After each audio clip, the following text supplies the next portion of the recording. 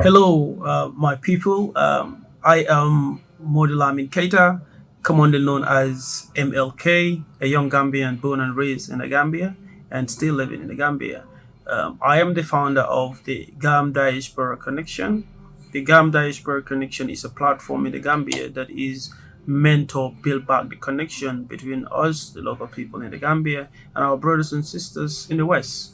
We are about to introduce a documentary to you all. This documentary has to deal with the reconnection of the African people within the globe. In the documentary, you will see an elder that will be explaining some of the social life of the African people, especially in the Gambia, in decades ago, the bush schooling and other moral lessons of the traditional African society. In this documentary, also, you will also hear young people that will be talking about the cultures and traditions of the African society in poetry. These are young people also that we are promoting in public speaking. We will also see different diasporians with their different experience in the country, and then there are different opinions and some of the different activities that they are doing in this country, that is the Gambia. In this documentary, you will see different brothers and sisters from the diaspora that are here right now investing on different activities. Thank you.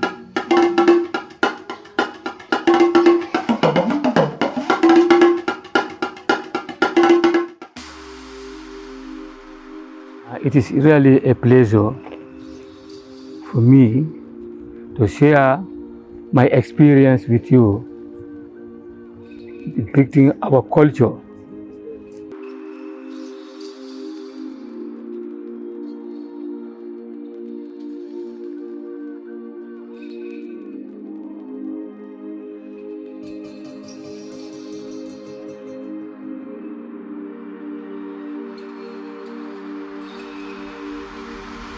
Hearing a voice from a distance, a call from the center of the world, in the land called Africa, where the seven rays converge to form the ancestry of life.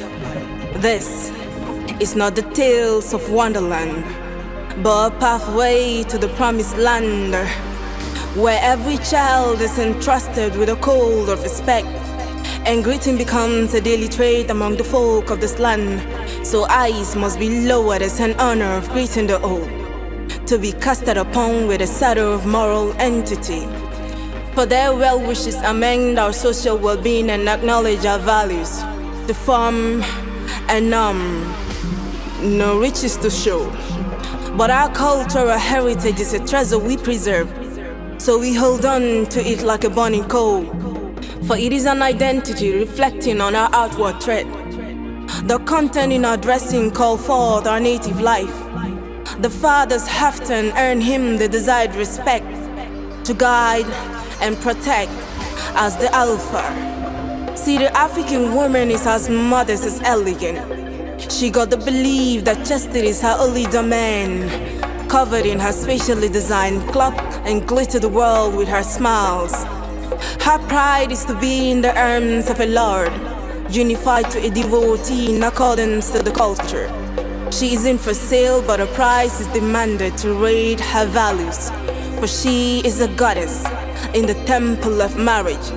Her head is covered with a locally woven cloth as a protection from the evil eyes. She tiptoe into the crowd in her four-piece traditional attire. The elegance in her dressing draw eyes on her, as the griots extol her family values and identify her personal qualities.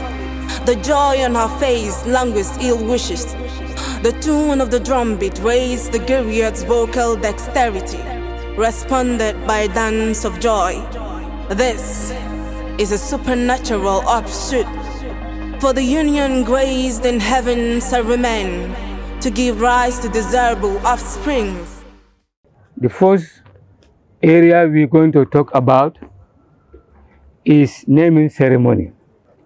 Naming ceremony was and is still a popular thing among our people. With the help of God, God bless you with a child. This child was born on Monday. We expect that the following Monday is going to be the naming ceremony. See, I am an African child. I was told to honor the old, to greet elders with respect, to care and support the needy, and love everyone around me.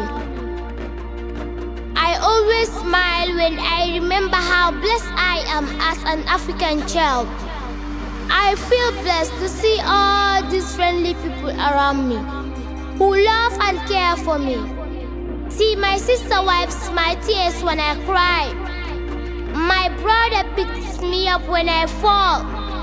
And my parents guide me to the right path to raise the value of my land. At that gathering, well, because our culture is very rich, we have jalibas around. That is a special day for them because they will sing, they will praise your names and your surnames and so on, so that you give them money. And when the child's name is to be pronounced, nobody will pronounce, but the jalibas will pronounce. And then the people will rush and give them some money.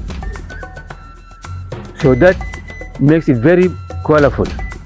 And present there also was only what we call powdered rice mixed with sugar called munko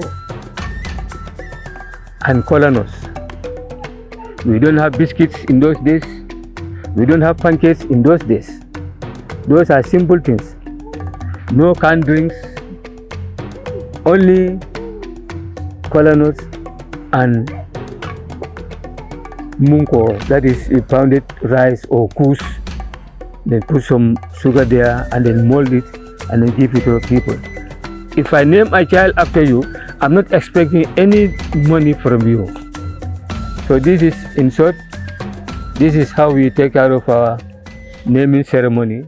See, maternity is encircled with a miracle of mystery, for it is believed that the ears about the fetus attract evil eyes, but his birth brings joy to the parents. He is cuddled by the mother as they stay indoors for a week. Then his arrival is graced with a naming rite, for he is a bundle of joy, where the father gives a name that arose the sapience of the mind. The naming Lord saves the hair believed to be impure and whispers a name in his ear. The griots chant the name out loud. The infant passes around for blessing. The father completes the ritual with a sacrifice. This ceremony is graced by loved ones with varieties of food, calling the event a success. This is what we call, that also is very important in our culture. It's what we call bush school. That place, if you go there, when you come out, you are a different somebody. The man who circumcises us will be at another place, bit far away from us. You will not know until when you face him. And you will not see that he will just come out. You believe that he has some spiritual distance and so on. And if you are somebody among us who is otherwise, you have problem. He will handle you. There's a way some people even make their distance disappear. But he uses his distance and it comes. So people have different things. So we go there after the circumcision. When you are circumcised, you are moved to another place. New clearing. You have 3 clearings. The first one, the group of uncircumcised will be there. The second one, where the doctor, the boss of called Munkanyo will be there. And in the next place, those who are already circumcised will be there. So that they don't want them to instill fear into the ones who are not circumcised, but they don't know what was happening. So when everything was done, we moved from that thick forest, go to the outskirts of the village, under the big tabo tree, And then there, we are seated. That was the time our parents will send pines. We use pine. There was no trouser, nothing, absolutely nothing. You use pine. This is the pines you use to cover yourself. These are the pines you put on. You put on kajuka hammock. You make like and tie this way and this. No trouser, nothing, absolutely. So you'll be in the bush in the morning. They will teach you songs which have meanings. They will teach you the morals, how to respect your mother and father, your brother, your uncle, and the elders. Even whether they are your parents or not, elders in general. If you see an elder carrying a load which you can carry, they train you to take care of that, to help this elderly somebody. Your aunt, your father's sister, and so on. All those people should be respected. Your elder sister, the language you use is very important. Fadi and so on, those kind of things. You dare not say that to your sister, much more to elderly. Presently, we are hearing children insulting. In those days, if you insult my mother, I will not insult your mother. We are going to fight. You will not go without a big fight. So there, the circumcision there, you have different age groups. Those who are circumcised and then those who are just newly circumcised in there, they join the community. At the ladder, at the lower base of the ladder. Those are the people who will do the errands. They are the people who will be going home to bring food. They are the people who will be going home to fetch firewood and give it to sisters and so on. Those groups. So they'll do the errands and they'll make sure that they take care of and they sleep with you. From the bush, just in the village there is a shed. Put up and everyone was covered with round palm leaves. That's your house. There is a big one. So you all lie there. And then those kintowns, those brothers who are looking after you will not sleep. We believe that there may be some evil spirits and so on here and there, and then they will not sleep. See, in Africa, our elders guide us and show us the beauty of being an African. We are meant to believe that our culture is our identity, so we dress in our cultural attire to be identified among the rest. Our land is the richest in culture, and its beauty is determined by the interaction of her people. As we make fun of everything around us, to stay united with love. Grandma stories about our ancestors remind us to embrace our culture and make us proud Africans. And you will have a small stick, 2 sticks. These sticks you just beat them. Let's call Jafron, we call it Jafron. You beat them and then the elders will sing songs and then you beat them and you compliment. You repeat after them. And then those things were very nice. Very nice. And sometimes there are certain songs like they say Nila Julobe Kewala Isakil Kala Yafaye Kebanjo Butung Julometa. That means when I am an elder and then I have taken a loan from you, you don't have to come to the market and ask me, where's my money? No. That is rudeness. Call me at a side. Please, this one made how you please pay me. So those are songs, those kind of songs and so on. And then they talk about your girlfriend died and so on. Those kind of things. Sometimes they sing those things because you have different age groups going together. Some are older than others. Some are even introduced to women distinct than others. So those are very small. Very small ones who could not walk, they call it Alengoro. Those people, they don't know anything. but and then they are not subject to any beating. And but the ones who are elder, who knows something, and then they understand things, those things, they will. That was why when we were there, in fact, one of the circumcised was informed that his mother gave birth to a baby girl and so on. So in those, like I said, naming ceremony, we had think of Benakin. So this boy was there crying. When the day when there was going to be the naming ceremony, he was there crying. He said, why are you crying? Yeah, people are enjoying Benakin. I'm here. I'm not enjoying any Benakin. He's around here. So in the circumcision, we are taught how to do certain things.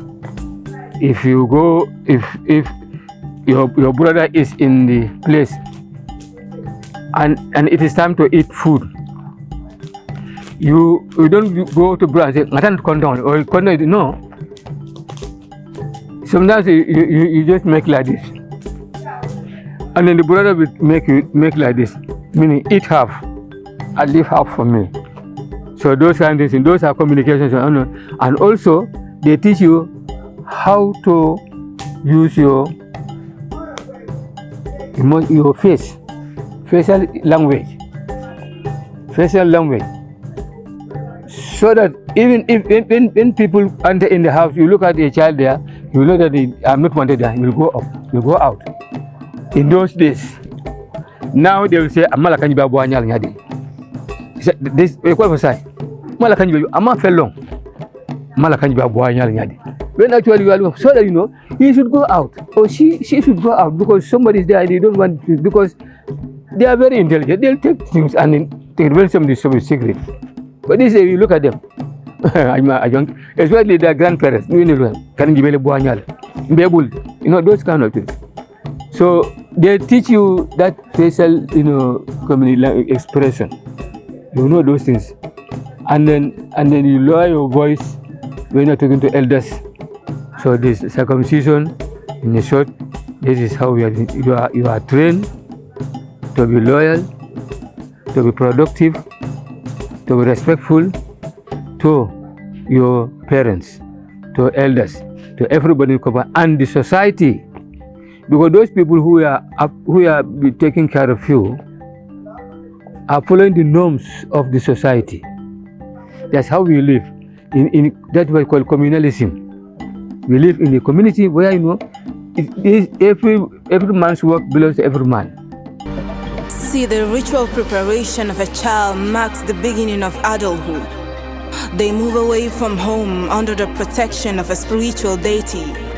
Guardians groom the initiates to stand out among the rest, support the needy and give a helping hand to the old.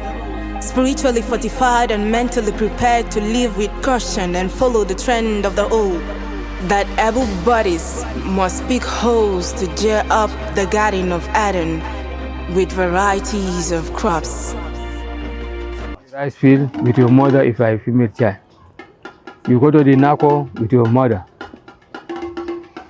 The son will help in mowing the grass. The mother will fence the compound with his father, will fence the mother's when the garden is outside. Will fence the area with his father. Not the mother and his daughter will not do that. The father will also help in sinking the well. Then it was not difficult because then the water table was very high, not low. So that the father also do that. No mother will get into the well. I did it myself.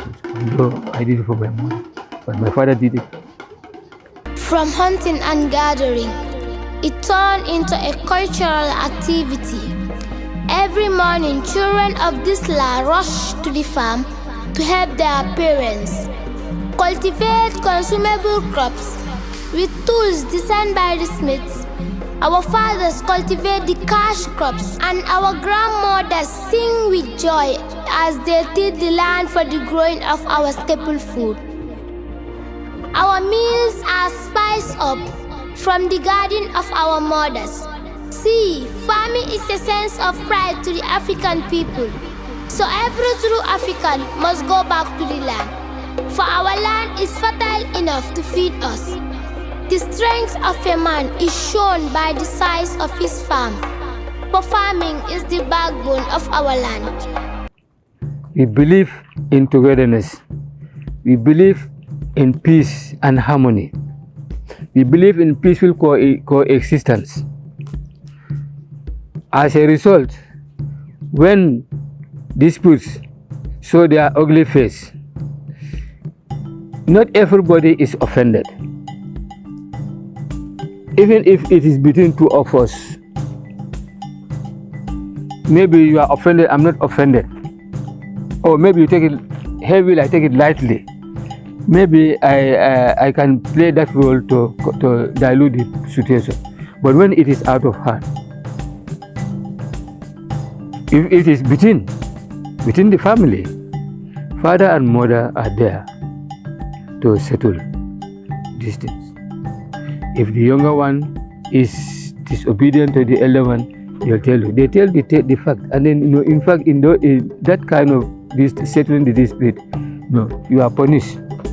Though you should respect your elder for this thing. But when it is a dispute between two families, that's a different case. But within the family, nobody is coming. It's within the family. It should be solved within the family.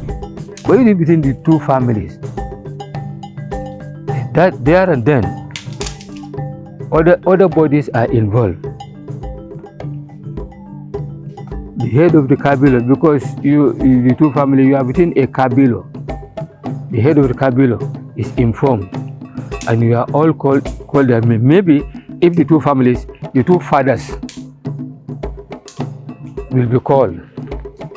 If it's the two mothers and they are involved in it, they will be called. And then they are not insulting us, but try to compromise the situation. Try to make you understand that you both belong to the same family, the same blood.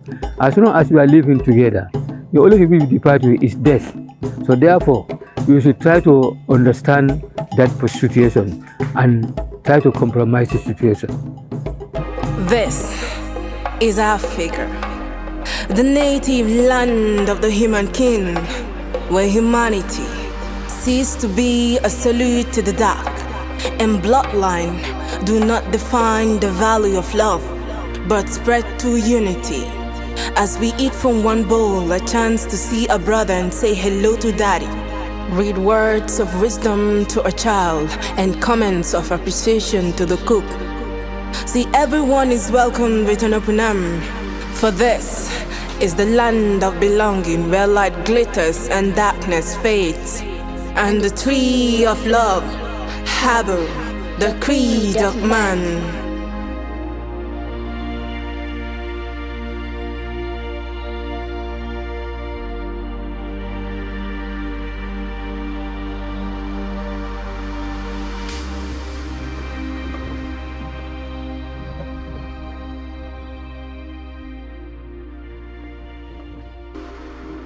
This was a global village, and whatever is happening to them, those who are a bit enlightened, we know it, and we felt it because it's the same blood. Whether they understand or not, but we see them as brothers and sisters. Yes, they are from here, taken there, and then within certain generations. Now, they are all the first consignment. Those people, how they suffer, and history will tell us that. Although they are trying to conceal certain parts of it and so on, but we are aware. We know, and even through these film actings and so on, we see, and those are the reality. That was what was happening. So once they were from Africa, they are Africans, and we see them, and whatever happened to them, like when we say black life matters and so on, we all felt it. So this place, because others have started coming, and they should emulate those people, because I could remember when the former president Yahya Jammeh organized what we call root this thing coming here. He was trying to show them that this place is theirs. This history and so on. And when they came here, they were introduced to these circumcisions, these dances and this African distinct. Those people who came here, we have high respect, high regard for blacks here, because those who were thinking that we are living in the trees and so on, those people maybe they are not blacks and so on, but the ideas sent to them, some of them may have that confusion and so on. But like I said, being a global village, we know that this is their root. Their root is from Africa, and we need them because they are enlightened. They are the type of people, very entrepreneurs or whatever, culturalists, whatever. We need them here because if you go to certain areas in the interior there, you have some people from Jamaica and so on. They have compounds there. Let them emulate this. Come here if they have skills and so on. Before our people taking the back way and so on. If those people from diaspora, these blacks, whether they are in England or Canada or America or whatever and so on, knowing that maybe through DNA they may want to know their roots and so on, but whatever the case may be, whatever African country they may find themselves, they are from Africa. This Africa is one Africa. This was just, shared like a birthday cake, Berlin Conference. French will take this, English will take this, Portuguese will take this and so on. Just like birthday cake. And then otherwise it's one Africa, the same Africa. But because they come and then they inject their culture and so on, assimilated us. Some will speak English, Portuguese, French, and so on and so forth, Spanish and so on. But nonetheless, it's the same Africa, the same Africa. So that when they come, we want them to come and join us, develop this place, and maybe take care of our resources with their know-how, technical know-how and so on, before our resources will go somewhere to be processed. If they come here and they industrialize the situation, obviously that will open employment and the foreign currencies will come, because obviously we'll be producing. And with us here, maybe we are weak. We don't have that money or whatever, technical know-how. But as long as they come, no government will reject them. I doubt it. And say that this is a black African or black American or whatever and so on. And they come and reject. I don't think so. I've never experienced any. So when some of them they came as VSO, some will marry here and so on. But nonetheless, all what I'm asking for is this is their ancestral land. Maybe their motherland is America and so on, but the freedom they are going to have here is going to be different from there. But there's nothing like racial segregation. You are black, I'm black. What race am I talking of? We are all black. So I'm not talking of any race, yeah? That's not racial segregation. And that's the worst thing. Racial segregation is the worst thing, because whatever you are doing, sometimes you do with that concept and overdo things. This is what happened with this blacks in American and so on. So that's racial segregation. It's not here. And once that is not here, it's not here. You know how that then you are going to at least help your fellow blacks in the country, your fellow Africans, to realize their potentials. Whatever you come with, whatever skill you come, beside you have the other centers there, you open skill centers, you open business centers, on those kind of things and so on. Even getting into the rice fields there, if you have that lot of money, you go there, you have no end of land we have there. You have, and then we employ people there. We produce rice here, we eat here, we export it. So those are venues where you can, if you work hand in glove with the government, you can use those things and so on. And then, like I was saying, so when they come, we need them. We need them. Some of them are in the universities and teaching there and so on. All those things are things we need from them. Wherever they may find themselves as a citizen, well, that racial this thing is still there. To wipe that, that's one difficult because it's individual approach to the thing. So that's individuals. So, but as long as they are here, they are at home. Let them come and join us, and come with their skills, and train us so that at least we will be self-sufficient in rice, in food or whatever, and maybe we can even go into manufacturing things which we have not been doing because we are not exposed to those things. But they are working at motor factories, they are working at different places and so on. They know, at least have the idea.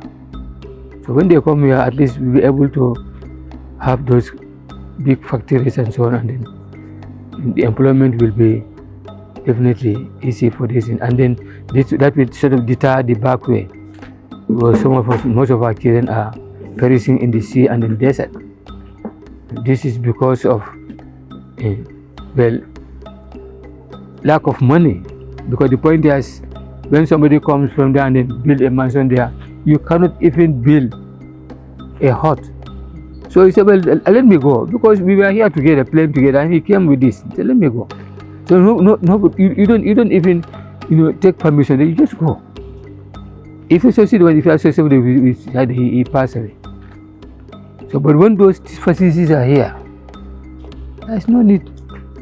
Just those people who work there and they are retired, they are here because they were there.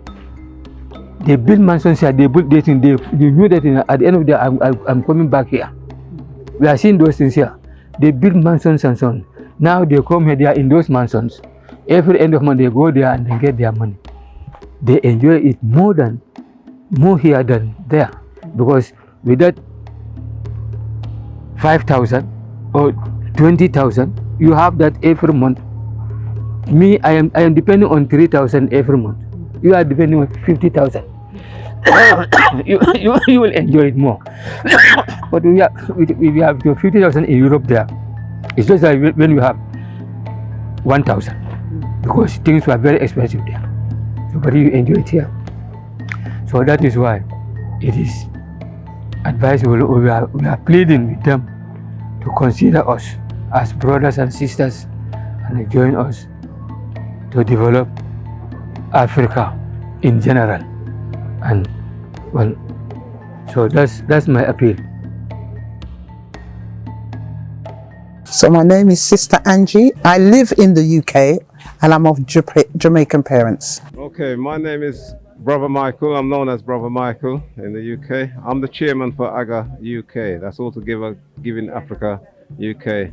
My name is Amma. They call me Mama Amma or Mama Gambia. I'm from Detroit, Michigan in America. My name is Dr. Abu Ratata, and I'm coming from the UK here, and I'm also on the management team of Galaxy Radio, the only de-brainwashing station in the UK. And next year, it will be 40 years we are in the year. My name is Malaika Nzinga.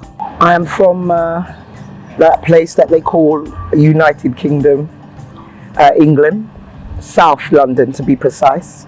All my grandparents and so on and so forth. So I'm from generations of Jamaicans. I'm the first generation born in UK and grew up in the UK, but spent a lot of time in Jamaica with my grandparents. We are that first generation of children that's born in the UK, but never feel like we're an Englishman. My name is Anne-Marie, and I've been given a Gambian name as well, so I'm gonna go by that one now, right? Halima Jawara. I was born in the US. I was born in Brooklyn, New York. Parents of immigrants that actually came from Jamaica. So from Jamaica to New York, now back home. Hello, my name is Jessica. Moved here to the Gambia about, it's almost gonna be 2 years now. Yeah, the half have never been told, ain't it? What do you think we know, we really don't know. I've had a heart for Africa ever since I was 13, watching TV and seeing all white people on TV. And I'm not prejudiced or anything like that, but I wondered, what about me, my culture, where I come from, who am I? You know, I have to claim whatever part of Africa I go to and all of Africa because I don't know my roots because of the slave trade, but I am here. My husband and I decided to retire, and we chose Gambia because I started to learn about Gambia. Never been to Gambia before, and I heard about it on YouTube, and I saw that a lot of people coming from America, UK, Jamaica were going to Gambia. Beautiful. I saw the pictures and I saw the people, and I just fell in love. We said, this is it. This is where we're going. So this is how I ended up here, and I've been here almost 2 years now. Love it. One of the subjects at school that I was challenged by was history. And at the time I didn't know why. But as I grew wiser, I realized that there was a disconnect, and that disconnect was my history. Because the history they were teaching me was not a reflection of who I was.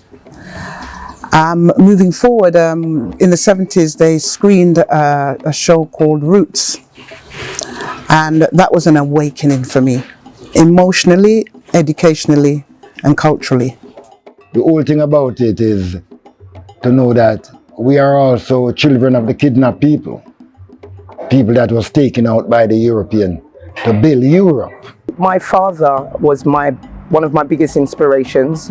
He kept saying from a very young age, this place is not yours. It's not for you. Meaning London, meaning England, meaning the UK. He said, babes, this country is not for you, and you need to go to Africa, be of use to Africans. And I didn't know what he meant when he said that. I was quite young.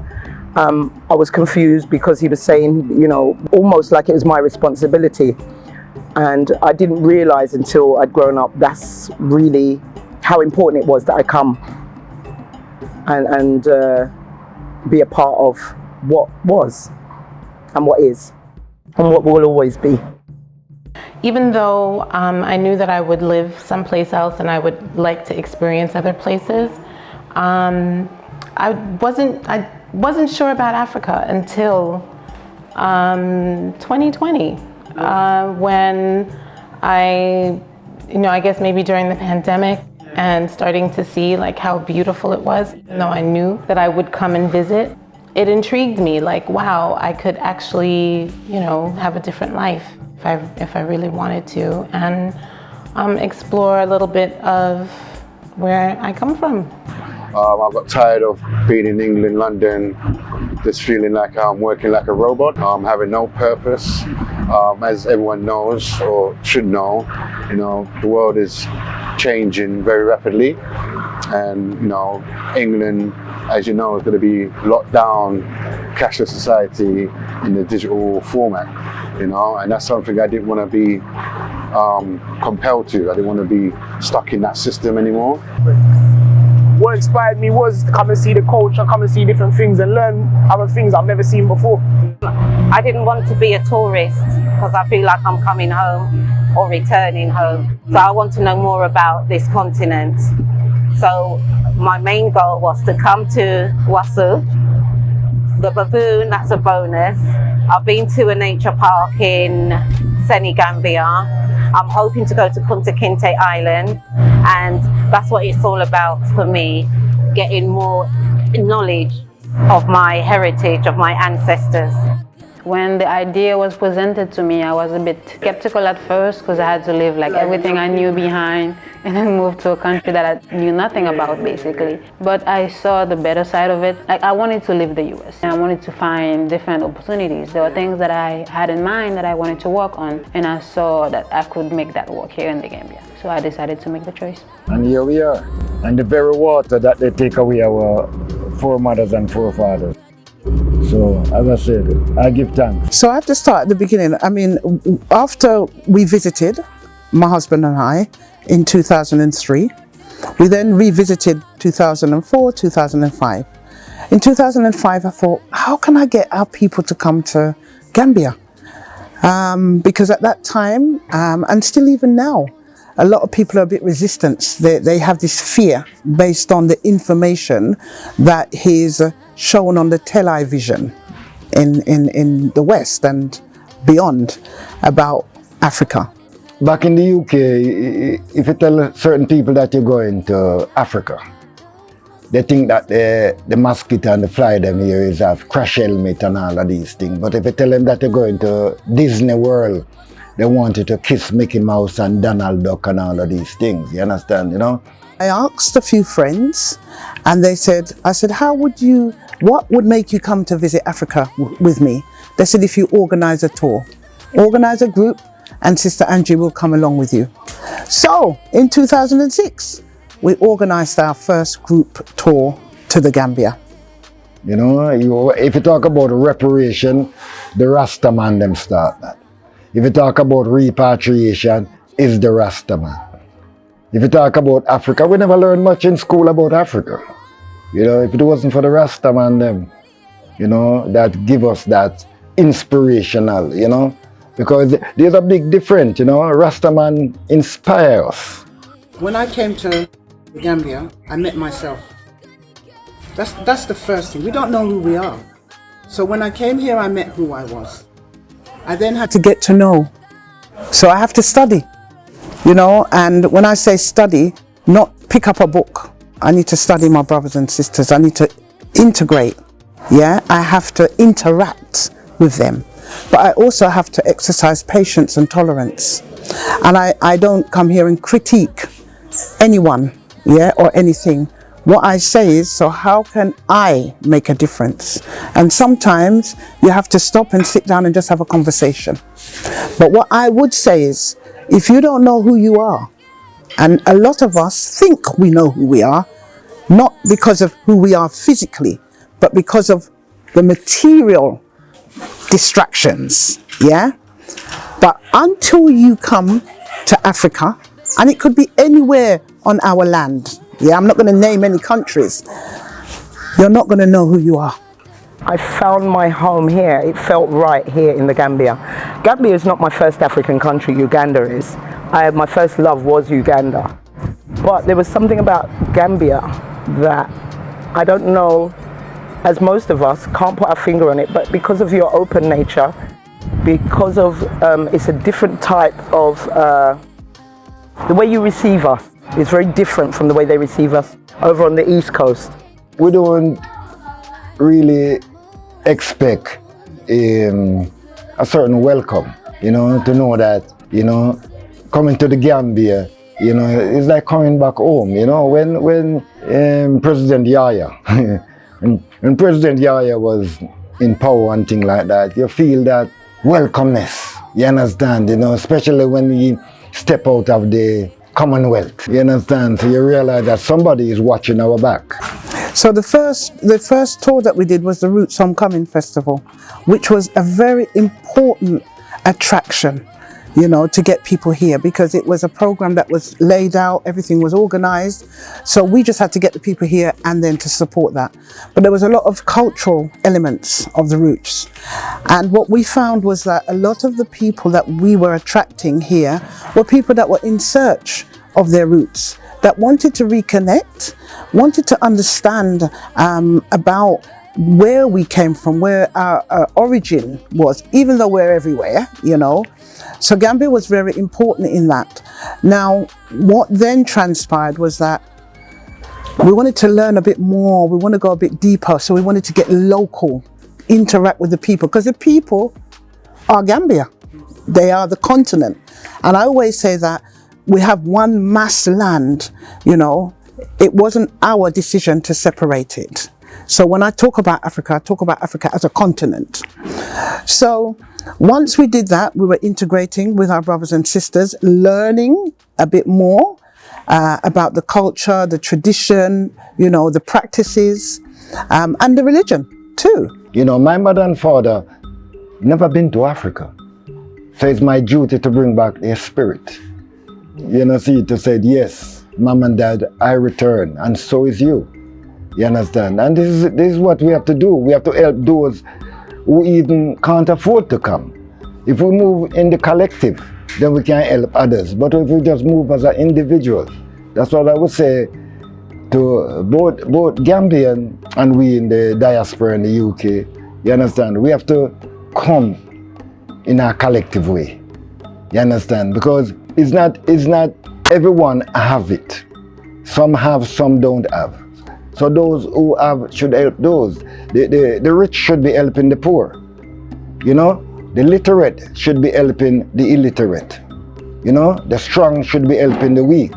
I was very impressed by your former regime, who used to say things like, eat what you grow and grow what you eat. So that was something that inspired me. And also coming here on holiday, you loved all things Jamaican and I love all things African. So there was that coming together that made it work. And the way that this is like a 95% Muslim country, 5% I believe, am I correct? And the way you are tolerant and the way you work together, I wish all the world could be like that. If all the world was like that, then, you know, there'd be no wars. Here is very peaceful, is basically what I'm getting at. And I think that was another catalyst. That was something that fascinated me. And the warm nature of the Gambians, that resonated with me. We are back in Africa to build Africa. After the first trip, we experienced a road traffic accident. And what that did was bring us into the healthcare, one of our clients and myself and my sister. And when I went into the hospital, although I was saddened by what I saw, I thought, well, I've got to do something. I can't go back and complain about the conditions that I'm experiencing. What can I do? How can I support Gambia and our brothers and sisters to improve the quality of service? And I went back to the UK and I said to our group, I want to do something in Gambia, but I want to do something around health. And they said, what do you want to do? I said, can we do a health awareness day? Because awareness is very important, you know. And we did our first health awareness day in 2017. That was a big deal. I've invested and I've helped contribute a lot to the UK, as most of us have. We've helped build the UK and the West on so many levels. And I thought, well, according to Marcus Garvey, he says if we was to come back to Africa and do the same thing, you know, we could help to develop Africa. It's already a developing country. It's not underdeveloped at all. We have so much going for us here in Africa. And I saw that. And I just wanted to be a part of it from the beginning. And I really thought it's important to be a part of it from the beginning. I don't want to wait till everybody's done something. I wanted to be a part of that Gambia rising. The first thing was when I did visit the Gambia, I couldn't find coffee that I really liked. So that was the catalyst, right, for the spot, was just to be able to have really nice coffee and just have like a little piece of what I was used to here in this beautiful place. So it started with that. And then we realized our menu just kind of grew organically through some of the things that I like, some of the things that I know like the Diaspora would like, and some of the things that I know Gambians like, right? So it's truly a blended space, I would say. We need to invest. And when I mean invest, come and invest in your family, because we are family. Yeah, no matter what, whether we want to accept it or not. I'm from Jamaican parentage, yeah? And I have to say this, some of our brothers and sisters from the continent don't connect with their African heritage, their culture. But we know why. Story for another day. And since coming, I decided that I wanted to start a business here, because the business that I had in UK, it was just, you know, a glass ceiling, as we all know. And here, there is no glass ceiling, pretty much. The first thing, you know, AGA, we have values. You, our brothers and sisters, needed to tell us what those values meant to you and to demonstrate it, because we can speak it, but what does it look like when you're living it? Yeah, because those values represent us. UK, Gambia. Right now in the UK, I don't talk to people who is not investing in Africa. You understand, because it just lose stock. We are into investment, to bring our skills back to the motherland and bring what we have. I wanted to represent Jamaica in a way, because you were in love with Jamaican and you have an affinity with Jamaicans. I wanted to represent Jamaica in a way that is not stereotyped. So I wanted to do something a little bit different, which is the restaurant which is behind us, MO2. Messiah's was the first restaurant I did in Kotu. I was offered that and I made a good go of it, and I had a lot of support from Gambians who helped me to grow that business for 5 years. Aga, my name, is part of me. It's in my spirit. And I didn't want to lose the Aga, the AG. And we had some battles in the committee about the name, And then we did a little competition and we said, what name can we use but to have the acronym AGA? But we've always had it in mind. We run our charity, as I say, all together Giving Africa.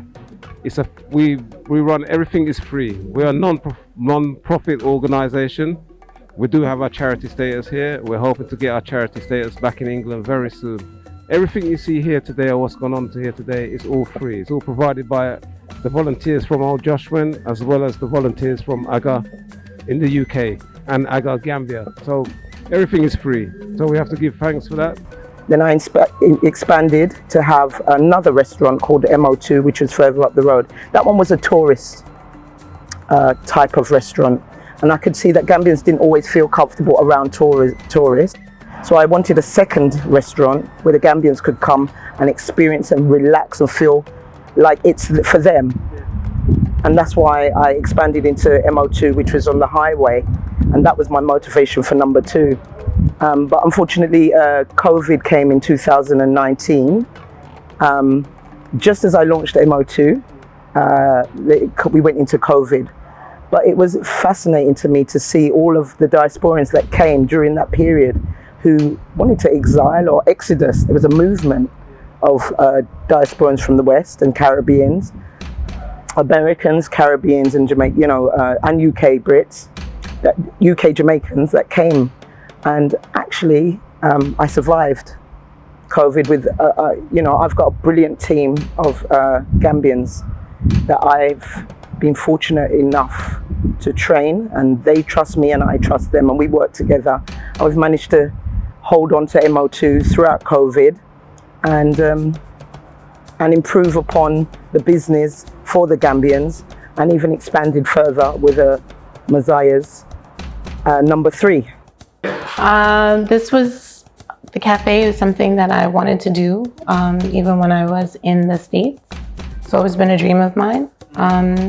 It was a little more expensive to set up and do it there, but I'm happy that I'm able to do this wonderful little magical place that brings a lot of comfort to people, brings good nourishment, brings employment, right?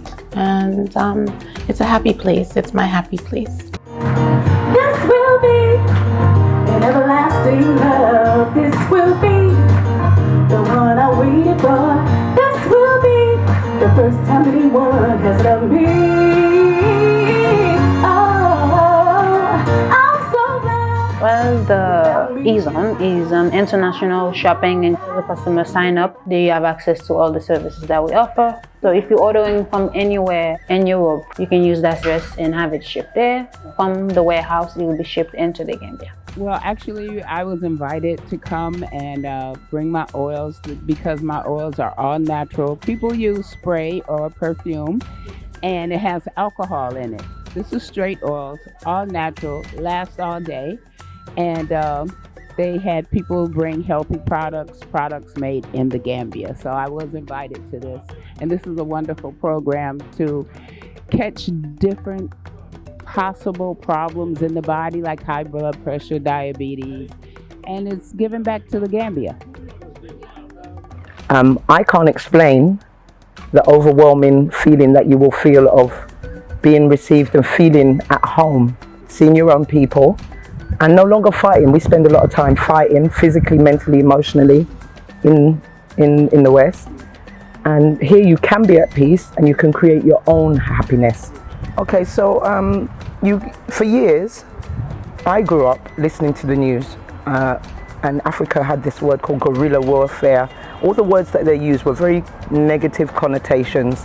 So we've grown up being fearful to come to Africa. You know, the usual trope of the flies on the children and homelessness. There's more homelessness, I'm sure, there. They depend on the government back in the West, and here you sustain yourself. And there's a community here that, you know, if you do choose to sleep on the beach, that's your choice. But I don't see people homeless in the way that is homeless there. So you don't need to be afraid. You come, you make a plan. And if you don't plan, you plan to fail, as you know. Come on holiday, come and have a look, meet the people, meet us, come to me, come for some advice. There's so many of us that have restaurants and businesses and groups that want to come together and help each other. And as far as the Gambians are concerned, I know you're willing and I know you're able, but we can work together to build trust. It doesn't come overnight. There's always going to be a tricky person that upsets the boat. And that's the same all over the world. Nobody's perfect, but if you're coming here with a good heart, I think Gambians have a way of seeing that your heart is real, open, and they then will open theirs. Because I think there's a distrust because of what they see on the TV, or they have ideas about what they see on videos. We need to experience for ourselves. Just like I cannot tell you don't go to the West, you think I don't want you to have. It was wonderful many, many years ago, and you could make money and come back and build castles in the sky. But now it's very difficult, and we are fearful, even for your safety, going to the West. And it's not that we don't want you to have. My advice would be, let's stay together here and build. There's so much more that we're running away from to come to your beautiful country, and there's so many more opportunities here. And I'm seeing Gambians from Atlanta come here. They recognize that there's opportunities. Gambia's on the move, Gambia's on the rise. Who's going to be quick enough to be a part of it? You can procrastinate and say, oh, when my children are big, when this, when that. Your children can come and visit you. We're just a plane ride away, 6 hours. What is that? You need to come back home. And I'm here waiting for you to feed you and give you wonderful mocktails and cocktails, fruit juices and fresh fish and fresh food. I would say just to come to the Gambia, just to visit. It's not necessarily the place for everyone to live and to stay and to do what I did. But I find that everyone in the diaspora should pick a place, right? There's 54 countries, pick a place. Come see, right, for yourself, and don't let negative news or what you've been fed, like, influence you, right? And then you come and see. And then once you're here, I think you need to take your time. I think you need to first decompress from whatever you've learned in the past, right? And get to know your environment, get to know your neighbors, and then take your time before you rush into a business or do anything. And just enjoy it, right? And that would be my advice. Take your time. Learned so much, and I know I've got more to learn. So now I'm looking forward to our next destination. And thank you for putting on this trip and organising it so well. Appreciate that. You know, when I came here, everybody's welcoming me, uncle, brother, welcome back home, etc., etc. It was a good feeling to undergo, So you ain't gonna feel outcasted or anything like that coming over. So yeah, for the people back home in London, I would say definitely come over for the experience. And yeah, this, especially for our melanated people, this is where you need to be on this side of the world, on the Africa side, So that's my message, yeah. That's right. But I'm saying, take the pilgrimage, even if it's once. Just come to Mama Africa.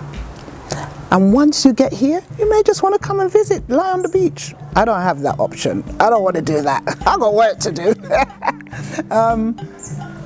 But just take the pilgrimage. You know, I know in Islam, you know, Mecca is, you have to do that. That's a pilgrimage. So I'm saying to our brothers and sisters in the diaspora, just come to Africa once. That's all I'm saying. And when you get here, what you see, you then need to think about how you can support, Mama Africa, our brothers and sisters, to start restoring Mama Africa to its former glory. Because it's us. When Africa rises, we rise. If there's challenges in Africa, we will have challenges. And just exercise some patience and some loves. Find your value and come and demonstrate it here. If we know our history and we know ourselves, then we will always have compassion for each others. And that is the main thing that we should develop. Tolerance, you know, discipline, principle, and values. You know, an African have great values, and we must never forget that. On the track.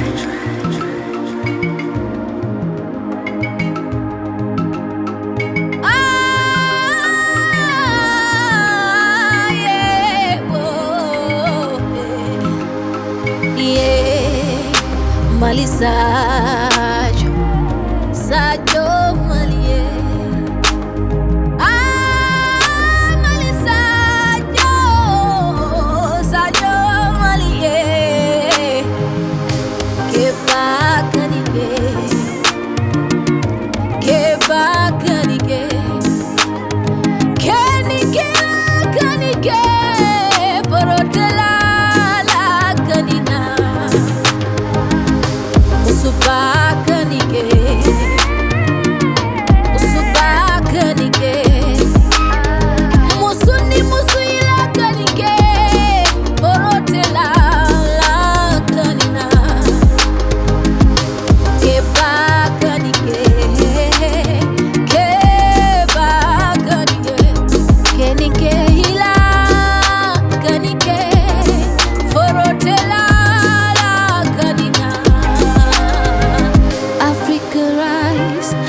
On the dice, get to the tale of the mice. Wipe all the scars, erase all the lies. It's Africa's time, Africa's time. Africa is the descendant of man, and everything is found in her land. Diamonds and gold all found in her land. Heart of Mansa Musa, who was the richest man. Robert Mugabe said, anti-job, the land of Mandela, Thomas Sankara,